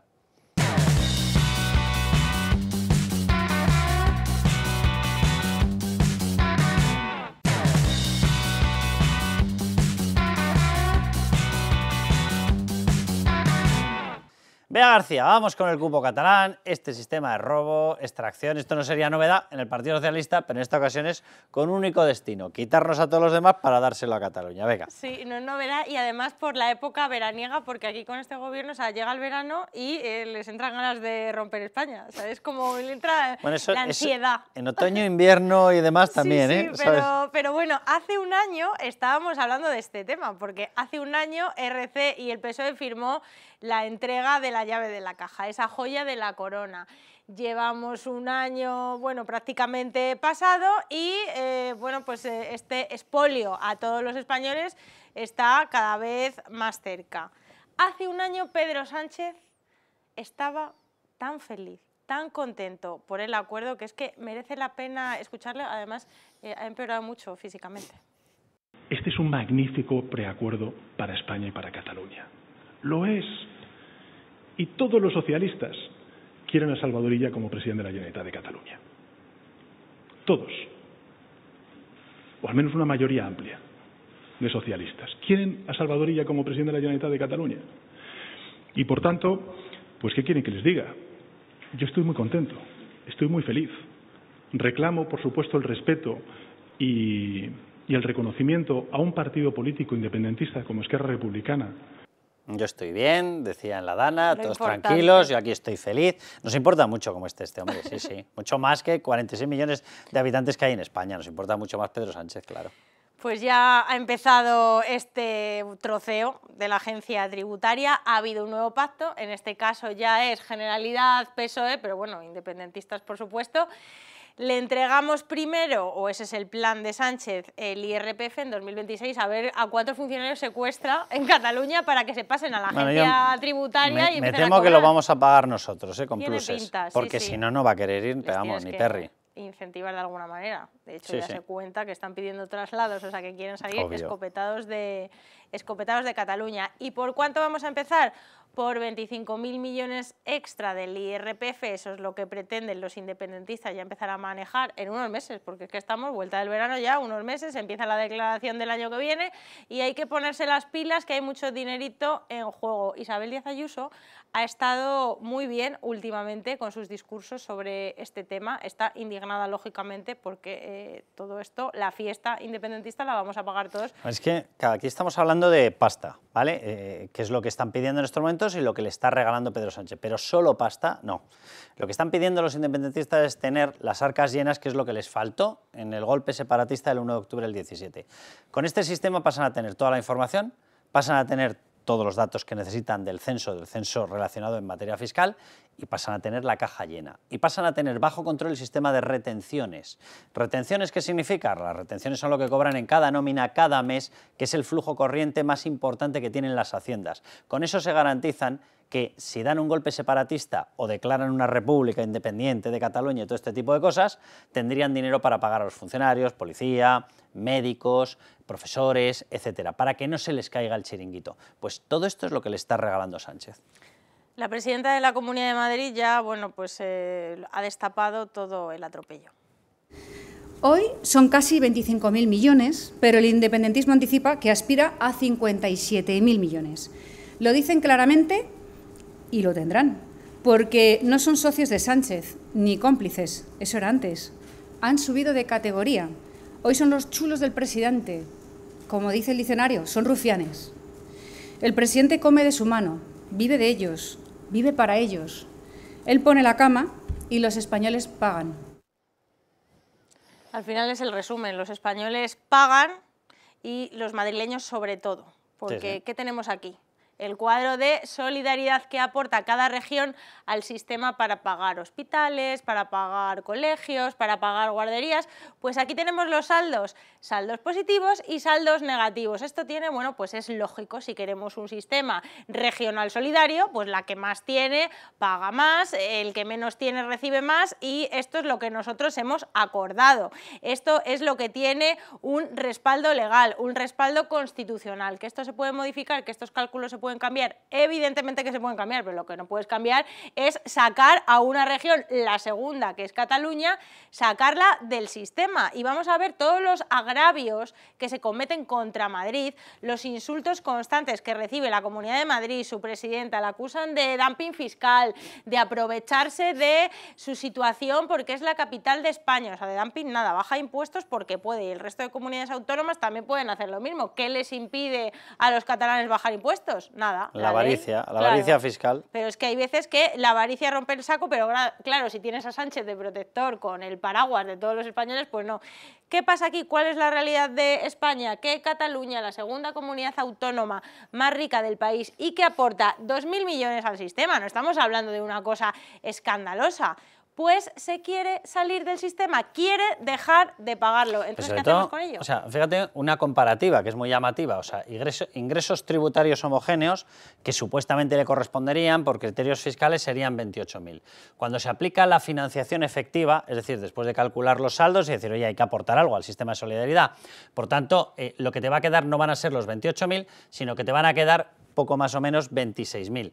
Pierde 2.000. Y están quejándose todo el día. Venga, vámonos a Madrid. Madrid obtiene un poco más, por cierto, teniendo menos población. Hombre, que se lo hagan mirar, ¿no? Vale. Pues teniendo menos población, resulta que aportamos más, 29.393. Pero fíjense en el recorte. No le recortan 2.000, se le recortan 7.395, prácticamente 7.400 millones de euros. ¿Se queja alguien aquí? No. ¿Se queja alguien aquí? No. ¿Por qué? Porque entendemos que somos España. ¿Por qué se quejan ellos? Porque no quieren ser España, por tanto, ¿qué les está financiando Sánchez? Que no sean España. Vamos a dejarnos ya de historias. 3 veces más de 3 veces más aporta Madrid, como tú dices, con unas características similares. ¿Y qué es lo que va a pasar aquí? ¿Que Cataluña se va a quedar con el dinero para bajar impuestos, para repartirlo entre contribuyentes, para tener mejores servicios? Pues no. Cataluña se va a quedar el dinero para fraguar el independentismo, separarse definitivamente de España, que es lo que quiere, y seguir regando sus chiringuitos independentistas. Así también se lo echó en cara a Ayuso, y la verdad que con toda la razón. Nos negamos rotundamente a este atropello. Y más cuando los cínicos independentistas han acordado impedir a las demás comunidades autónomas bajar impuestos. Es decir, nos impiden a Madrid tener autonomía fiscal cuando ellos en este acuerdo la tienen plenamente. Ya solo faltaba que los independentistas redacten la Constitución, porque en ella se recoge nuestra autonomía fiscal. No queremos para Madrid el expolio al que la izquierda y los independentistas someten a Cataluña, llevando a la decadencia a la que era la región más próspera de España. Y bueno, tenemos, pues aquí, aquí la decadencia absoluta llamativa, sí, de la región. O sea, una región que era la más rica de España, pues desde hace años es Madrid, porque tiene un modelo económico completamente diferente. O sea, es el contrario. Madrid hace una cosa y Cataluña hace la contraria.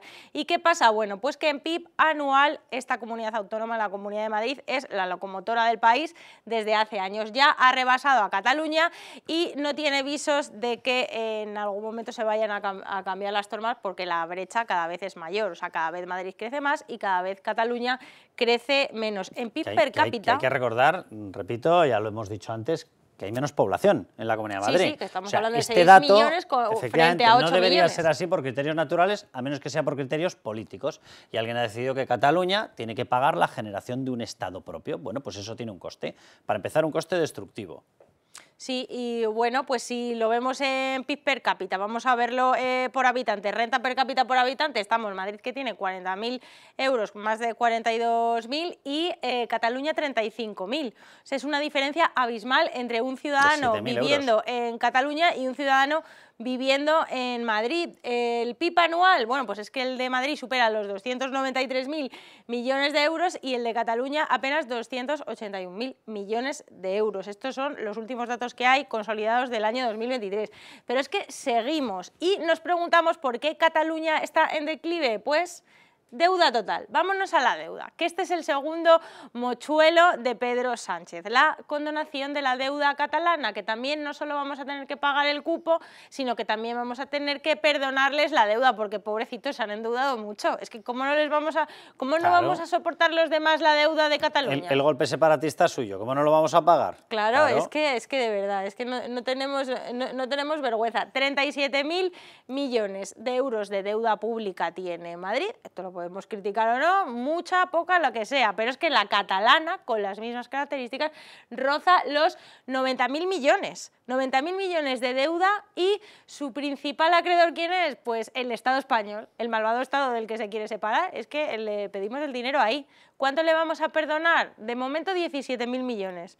Si no, vamos a ver a lo largo de los años, o sea, las negociaciones del gobierno con Cataluña siempre serán a más. Empezaremos por 17.000 millones y luego veremos. Estos 17.000 millones que se van a perdonar de los 89.000, ¿dónde van? Pues a comunidades como la de Madrid, comunidades que decidieron en años anteriores no endeudarse tanto, cuadrar sus cuentas, a lo mejor el gasto no subirlo demasiado, no subirlo al mismo ritmo con Cataluña, pues de premio, por haber hecho las cosas bien, les vamos a endosar una deuda de otra región. O sea, incentivos a equilibrar las cuentas. Y seguimos por aquí, deuda per cápita. ¿Cuánto tiene de deuda per cápita un madrileño? Pues unos 5.000 euros. ¿Cuánto tiene de deuda un catalán? Pues el doble, 10.000 euros. Que es que hay que recordar que las deudas se pagan, que es que no es algo que está sobrevolando en el ambiente. En la historia española, pues evidentemente se encuentra una explicación clarísima al porqué. O sea, independientemente de modelos económicos, ellos tienen un modelo separatista mezclado con notas socialcomunistas. Bueno, pues eso te da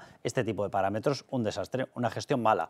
Pero sobre todo es que si te vas a la causa histórica, ¿por qué han llegado a semejantes niveles de endeudamiento? Porque se están fabricando un Estado rebelde frente a un Estado real y constitucional que es el español. Porque se están fabricando su mini-Estado, su cosa, su república independiente, cuando resulta que constitucionalmente lo que son es españoles, obviamente. Y todo ese coste ahora va y resulta que tanto en deuda como en financiación corriente se la vamos a tener que pagar los demás. Es decir, que los demás vamos a tener que financiar el nuevo golpe. ¿O alguien se cree que cuando tengan las arcas llenas no van a favorecer el siguiente? ¿No van a desarrollar el siguiente golpe separatista? Pues evidentemente. Ellos sabían cuáles eran los problemas previos que tenían. Tenían una falta de acceso a los mercados internacionales, eso lo siguen teniendo sin solventar. Tenían una falta de reconocimiento internacional de su independencia, lo siguen teniendo sin solventar. Pero tenían un problema de financiación y un problema de las arcas vacías que lo van a haber solventado. Es decir, de 3 problemas que tenían antes, 1 lo van a haber solventado. ¿Con más capacidad para lanzar un golpe van a tener menos incentivos? No, van a tener más, obviamente. Sí, y van a seguir, bueno, pues con su modus operandi económico, que es freír a los ciudadanos a impuestos. Es la comunidad autónoma con más impuestos propios de estos inventados, sacados de la manga. Me voy a inventar un impuesto por no sé qué residuo. Pues Cataluña es líder, es la que más cobra en muchos tramos del IRPF por este impuesto, es la que más cobra por las herencias y es un auténtico infierno fiscal del que sus ciudadanos no pueden salir, y aparte de la inseguridad jurídica que hay en Cataluña. O sea, Cataluña ha espantado a todas las empresas. Cataluña no es un territorio, es un territorio hostil para hacer negocios y eso pues lo sabe todo el mundo, por eso a Cataluña la inversión por extranjera ni la huele, exactamente. Y luego pues completamente intervencionista y una locura independentista que va en contra de la ley, en contra de la Constitución. ¿Quién va a querer confiar en un territorio así? Pues nadie, y es lo que pasa. Pero es que con el gobierno de Pedro Sánchez, como nunca se cansan, tenemos ya la gota que ha colmado el vaso, que es una noticia con la que nos despertábamos hace unos días, que ya era para echarse las manos a la cabeza, de ABC. De singularidad fiscal, vamos a singularidad nuclear catalana. O sea, ¿qué quiere hacer Pedro Sánchez? Pedro Sánchez podría prohibir a todos los demás lo que no les prohíbe a ellos. Efectivamente, podría estar pensando, él pues ha elaborado un calendario de cierre nuclear, ya partiendo de la base de que, bueno, a nivel energético somos el hazmerreír de Europa. O sea, tenemos centrales nucleares que funcionan perfectamente, centrales nucleares que nos protegen de los apagones, pero en España hemos decidido mantener el cierre nuclear, empezar ya a cerrar nucleares porque, mira, energía nos sobra, ya lo hemos visto que energía nos sobra. Tenemos centrales nucleares distribuidas por todo el territorio español. En Cataluña hay 2 centrales. Están en el calendario. Sánchez va a empezar con Almaraz, que es la que surte directamente a Madrid, está en Extremadura, está, bueno, Almaraz, todo el mundo indignado, en los pueblos, los empleos que se van a perder, a ver esa energía de dónde la vamos a sacar, ya sabemos lo que ha pasado con las renovables, pero Sánchez puede cerrar Almaraz y puede dejar Ascó o Valdellosa abiertas. Que la nuclear es mala, a menos que sea en Cataluña. Es que la explicación es maravillosa. Tras el apagón se evidenció la dependencia catalana de la energía atómica y del gas y de la falta absoluta de renovables. ¿Saben por qué tienen esta falta absoluta de renovables? Porque tenían a la Aragón.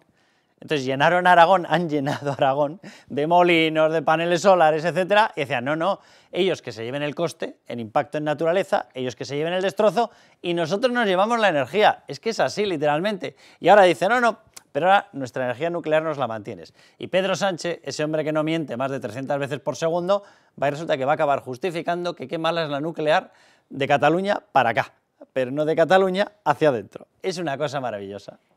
Pues sí, si esto llegase a puerto, pues ya tenemos aquí la guinda del pastel independentista. Si se lo piden, dalo por hecho. Si se lo piden, por supuesto que se lo van a pedir, pero ¿quién va a pedirle a un gobierno cerrar su central nuclear? ¿Quién va a estar así? ¿Quién va a hacer las cuentas así de mal? Pues Cataluña ha llorado, el que no llora no mama, y nosotros tendremos que ahorrar, porque todo esto se paga. Cerrar las nucleares lo pagaremos en la factura de la luz y mantener las nucleares abiertas en Cataluña pues será muy beneficioso para la región, pero por supuesto, como no saben lo que es la solidaridad, no piensan compartir su energía con nosotros, claro. ¿Tenemos algo más? Nada más de momento. Pues un último comentario. Cuidado con esta historia. Vamos a ver, si nosotros tenemos un mix energético que no garantiza la continuidad del suministro y Cataluña sí, adivina adivinanza, si viene una empresa a España, ¿a dónde va a ir? O sea, cuidado con esta historia, ¿eh? Porque pueden estar pensando en robar no solamente los ingresos corrientes, no solamente la financiación, no solamente en robar hasta la propia soberanía, sino que pueden estar pensando en robar previamente empresas en base a esto. Si una industria tiene que elegir entre un local, entre una zona en la cual le garantizan el suministro eléctrico y otra donde dependes del molinillo de turno, ¿a dónde te vas? Bueno, ¿nosotros a dónde nos vamos? Pues a terminar el programa. Sí, Así que a levantar España.